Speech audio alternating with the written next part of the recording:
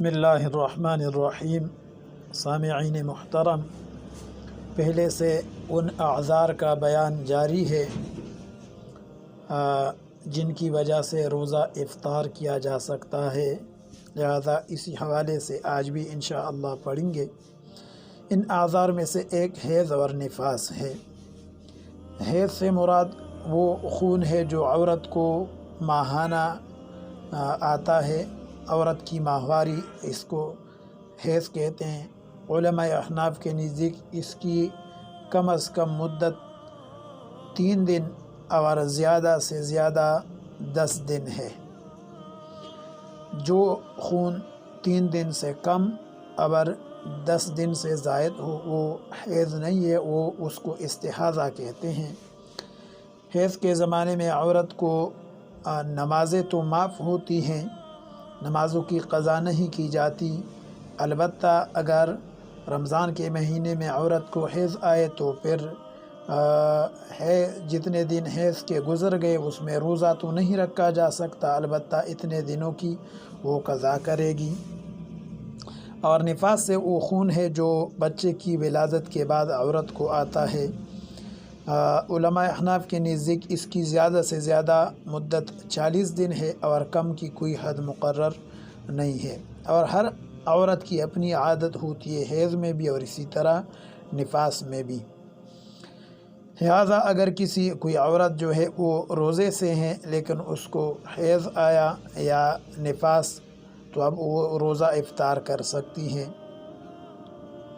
اگر کسی عورت نے روزہ رکھا ہوا ہے اور اس نے روزے کو قصداً عمداً افطار کیا، توڑ دیا، اس وجہ سے کہ آج اس کے حیض کا دن ہے، اس کو حیض آئے گا، پھر اس کو حیض نہیں آیا اسی دن، تو اس عورت پر اس روزے کی قضا بھی ہے اور کفارہ بھی ہے۔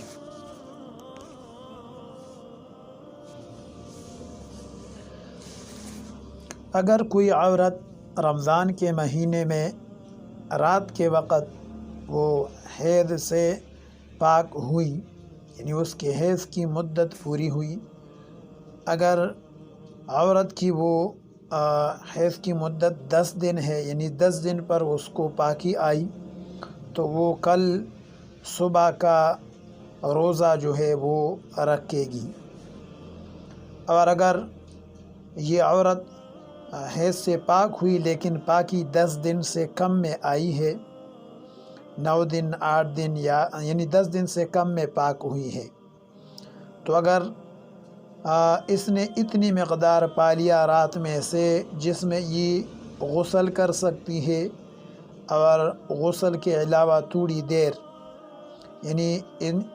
اس کو رات میں سے اتنا وقت مل گیا جس میں یہ غسل کر سکتی ہے اور غسل کے علاوہ بھی تھوڑا سا وقت جو ہے وہ بچتا ہے صبح صادق سے پہلے، تو پھر یہ روزہ رکھے گی۔ لیکن اگر یہ اس کو پاکی رات میں ایسے وقت میں پاکی آئی کہ اگر یہ غسل کرے گی، غسل سے فارغ ہوگی تو صبح طلوع ہو چکا ہوگا، طلوع صبح ہو چکی ہوگی، تو پھر یہ عورت روزہ نہیں رکھے گی، کیونکہ جب حیض کا دورانیہ 10 دن سے کم ہو تو غسل کا وقت بھی وہ حیض ہی میں شمار کیا جاتا ہے، لہذا یہ عورت دن کے ابتدا میں جو ہے وہ ایسے ہیں کہ حائضہ ہے، تو جب دن کے ابتدا میں یہ روزہ نہیں رکھ سکتی، لہذا اس پر یہ روزہ نہیں ہے، یعنی اس روزے کی پھر دوسرے دنوں میں جو ہے قضا کرے گی۔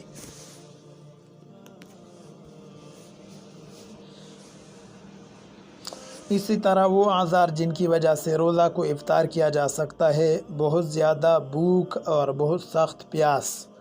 کہ جب بھوک یا پیاس سے ہلاکت کا اندیشہ ہو یا عقل کے نقصان کا اندیشہ ہو، تو اس کے لیے جائز ہے کہ وہ روزے کو توڑے اور پھر اس کی قضا کرے۔ اور اس کے علاوہ جو عذر جس کی وجہ سے روزہ کو افطار کیا جا سکتا ہے وہ کبر سنی یعنی بہت زیادہ بڑھاپا ہے، کوئی مرد یا عورت ہو بہت زیادہ بوڑھی ہوگی، مرد بہت زیادہ بوڑھا ہو گیا یا عورت بہت زیادہ بوڑھی ہو گئی جس کی وجہ سے روزہ رکھنے کی طاقت نہیں ہے، تو وہ روزہ افطار کرے، یعنی روزہ نہ رکھے اور ہر دن کے بدلے جو ہے وہ صدقہ فطر کی مقدار جو ہے وہ فدیہ میں دے۔ اور شیخ فانی یعنی کبر سنی سے مراد یہ ہے کہ انسان کی حالت دن بدن جو ہے وہ کمزور ہوتی چلی جا رہی ہو یہاں تک کہ انسان کو موت آئے۔